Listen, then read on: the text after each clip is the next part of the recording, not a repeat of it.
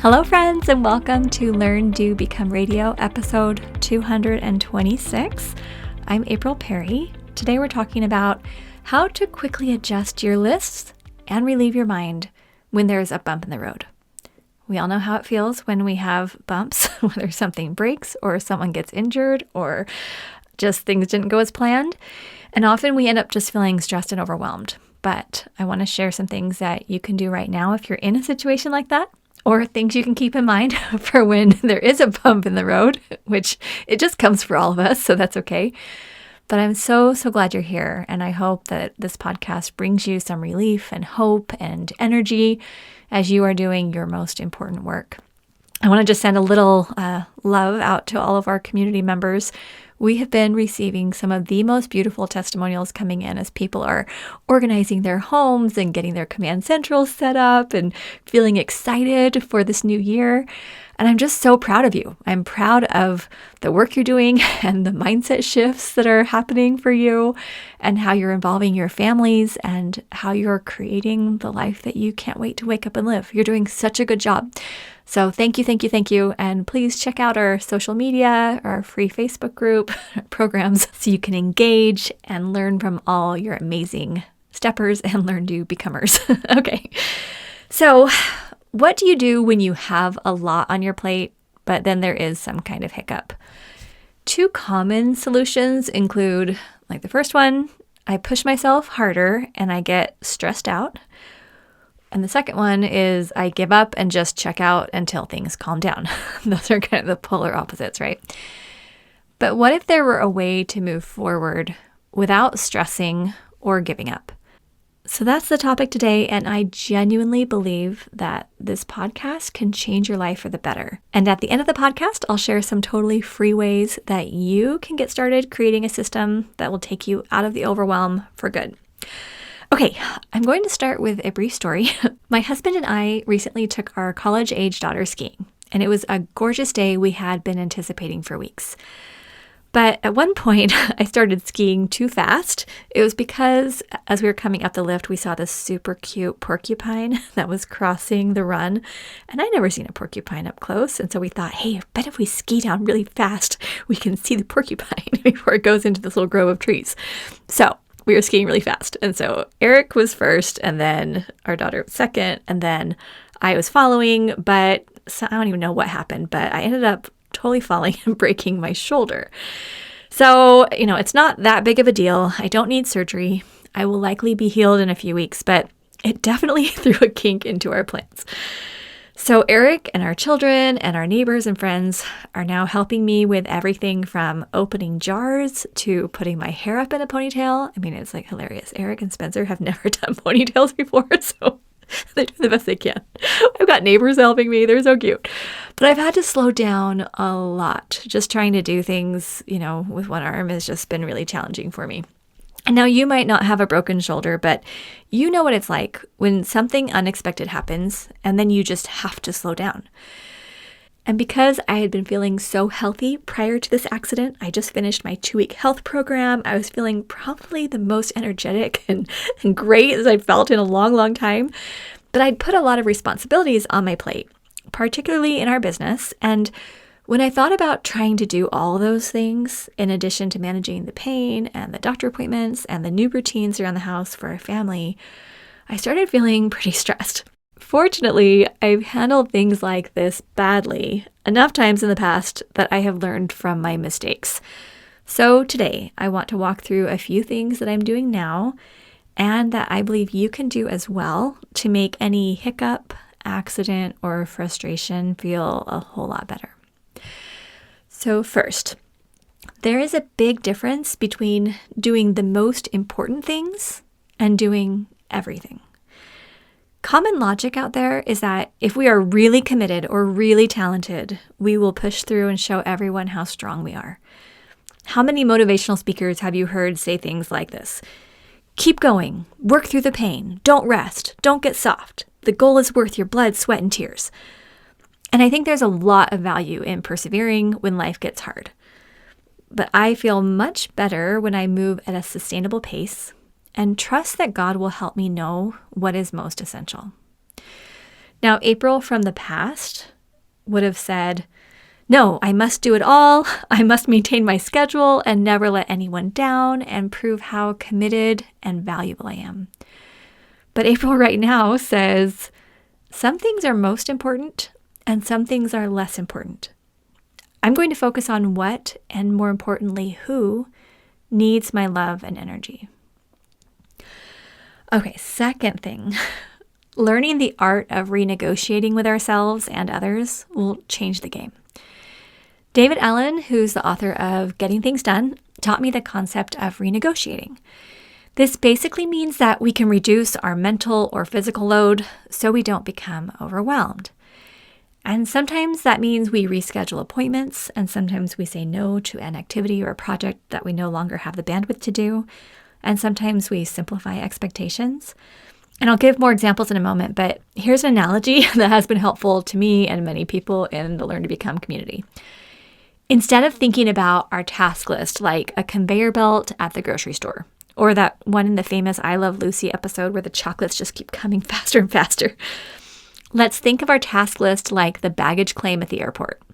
If we miss our bag, it will just come around again, and we get to decide how much baggage we'll accept. Renegotiating isn't failing or procrastinating. It's a very real, valid method to help our minds feel calm. All right, third thing I want to share. There are some simple, specific things we can do with our lists that will bring quick relief and set us up for long-term success.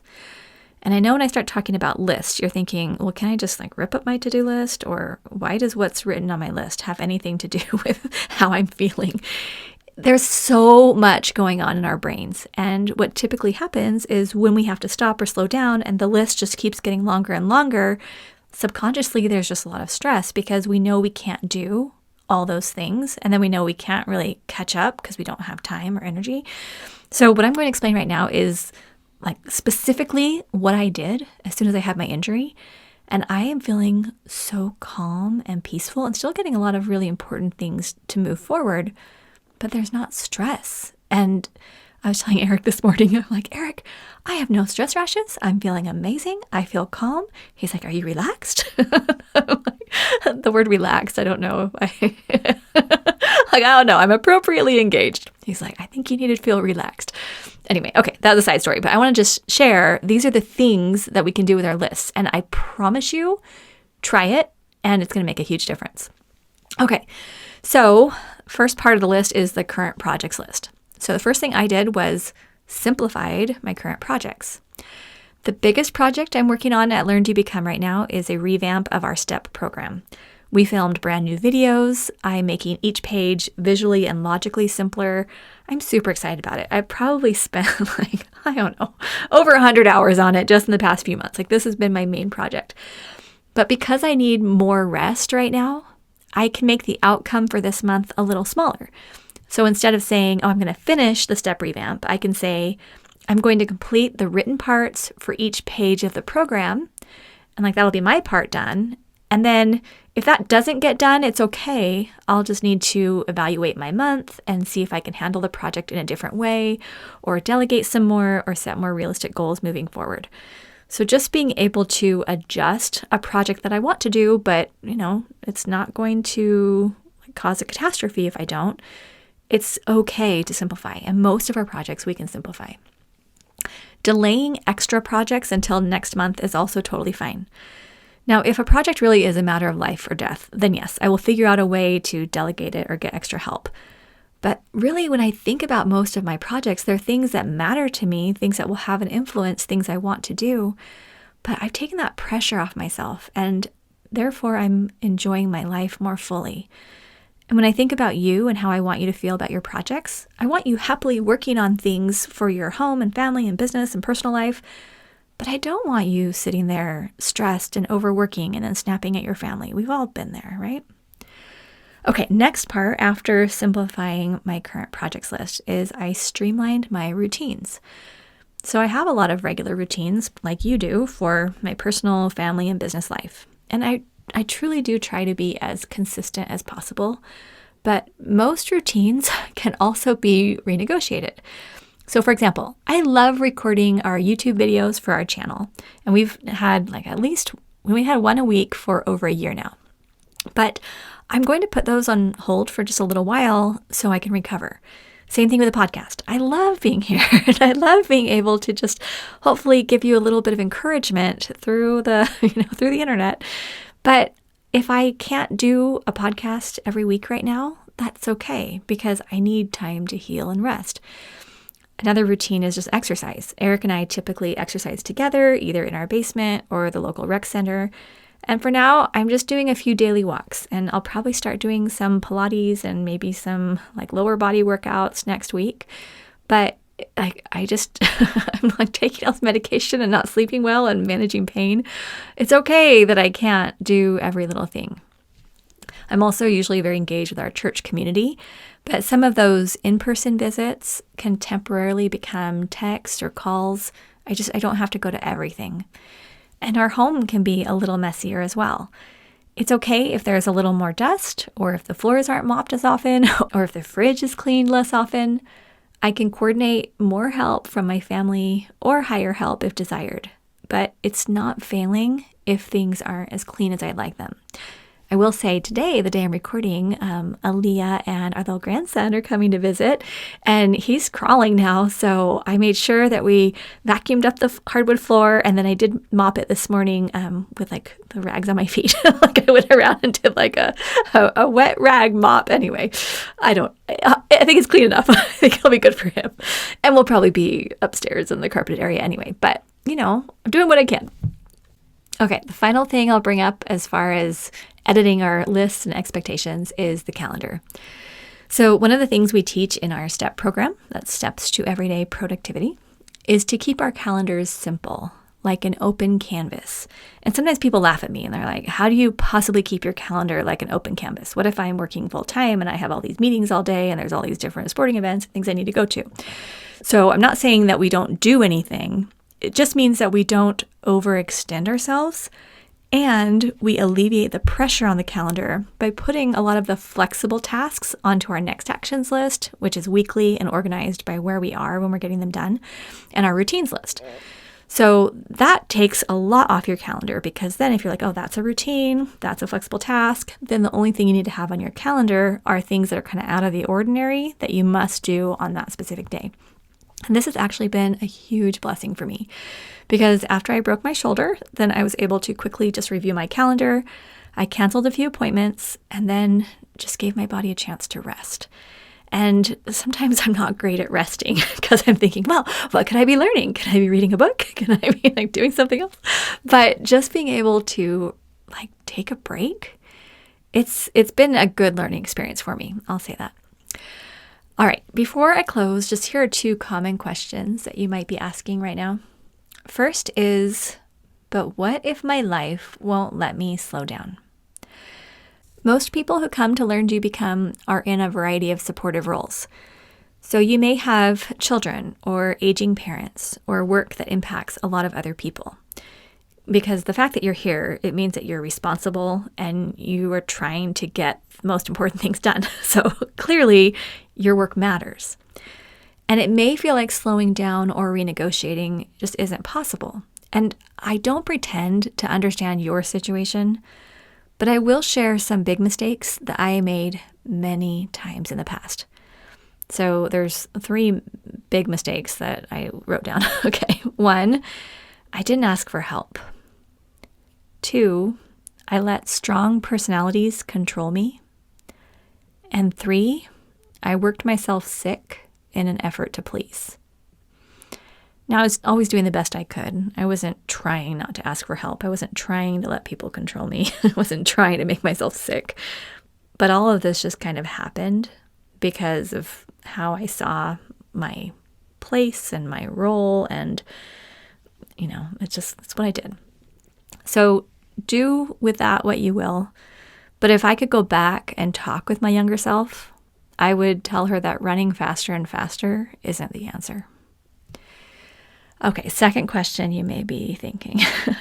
But what if renegotiating or slowing down means I don't reach all my goals? What if I become insignificant? It took a lot of years for me to even notice that this question was subconsciously in the back of my mind. So I want to share what I've learned. If your goals are centered around sustaining life, this means paying basic bills, feeding and clothing your family, etc., then those goals and those activities fall into the category of what is most important, and no one is suggesting you stop doing those things.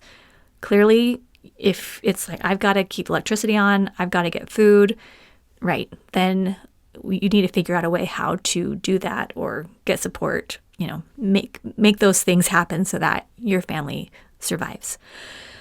Too often, however, we push ourselves out of fear that is entirely self-created. Our identity becomes wrapped up in how successful we look from the outside and how we compare with our peers. And that kind of work has never satisfied me and only led to more regret. And for those here who believe in a higher power, I will share the key question that has calmed my mind. Whenever I wake up nervous in the middle of the night or start feeling afraid that I'm not doing enough or I'm letting a ball drop or something, I simply ask God, what do you want me to know right now? And the answer I receive is always full of love and hope, because there's no panic or rushing required when I'm following my God. And so when I say I'm only listening to one voice, that's the only voice that really matters, then God lets me know if I need to push or work harder, or he lets me know if I can just simply sit and rest.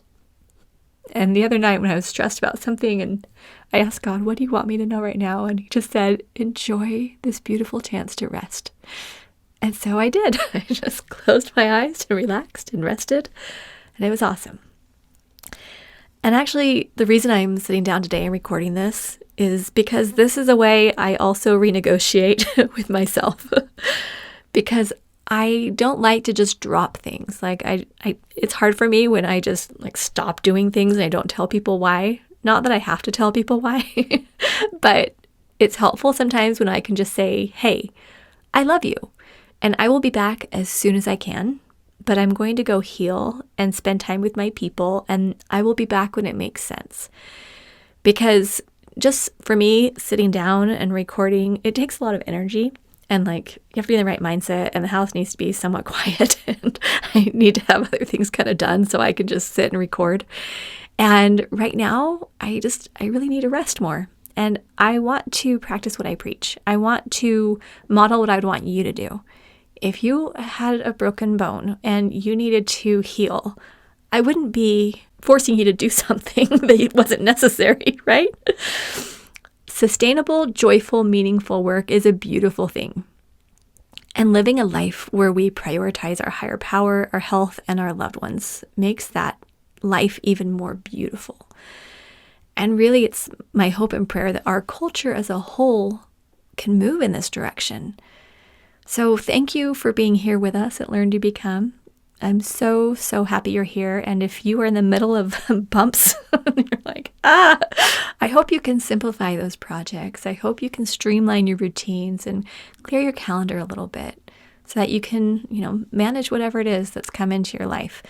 And I hope that you can feel this relief that comes when you don't expect yourself to do everything. And you know that your work's valuable, but it's okay if you need a break. I just feel like there aren't enough voices telling me that it's okay if I take a break. And so anyway, that's what I'm here to share today. Okay, so we have a special gift for anyone who's thinking, I would love to learn how to do this system. I want to build a command central. I want to get organized. Come to our show notes page. So it's learndobecome.com/episode 226. And then there's a link at the bottom to how to start stepping for free. We have a list of resources that you can just implement right now wherever you are to start getting some relief, start getting your systems working. And then if you want to become a full stepper in our Steps to Everyday Productivity program, and you want to join us in Arise, our monthly membership, where we help you wake up excited and go to bed content, we would love, love, love to have you with us. Okay, have a wonderful day. I'm so proud of you, and I'm sending my love. I'm going to go lay down and take a little rest now. Okay. See you soon.